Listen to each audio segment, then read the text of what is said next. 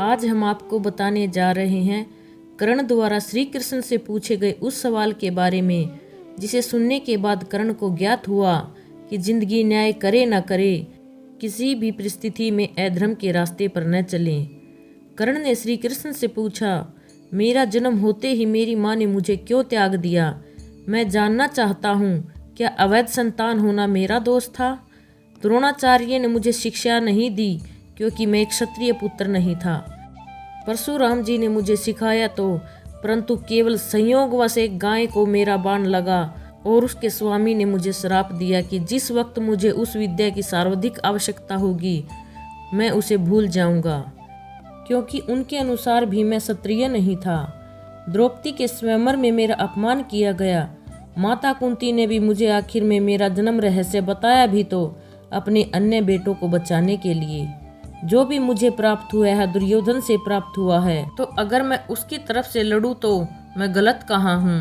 तब श्री कृष्ण ने उत्तर दिया, हे कर्ण, मेरा जन्म एक कारागार में हुआ।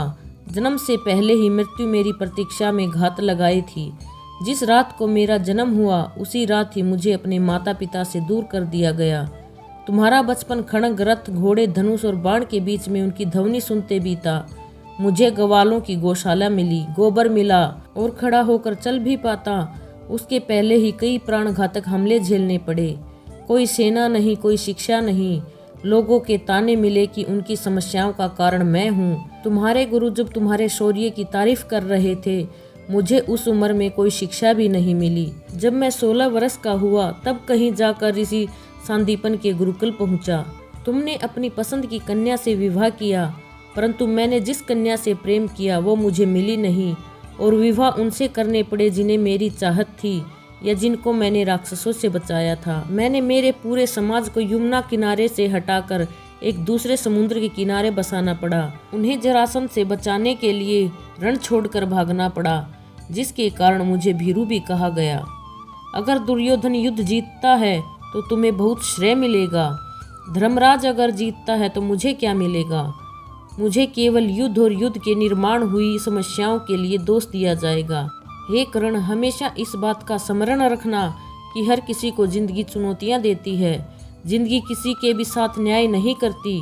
दुर्योधन ने अन्याय का सामना किया तो युधिष्ठिर ने भी अन्याय को भुगता है। लेकिन सत्य धर्म क्या है यह तुम जानते हो।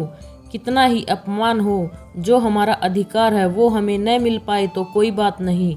महत्व इस बात का है कि तुम उस समय उस संकट का सामना कैसे करते हो। इसलिए रोना धोना बंद करो कर्ण, और ये जान लो कि जिंदगी न्याय नहीं करती। इसका मतलब यह नहीं होता कि तुम्हें अधर्म के पथ पर चलने की अनुमति है। तो आपको हमारी ये ज्ञानवर्धक कहानी कैसी लगी कमेंट बॉक्स में ज़रूर बताइए और हमारे वीडियो को लाइक, शेयर व चैनल को सब्सक्राइब जरूर कीजिए। धन्यवाद।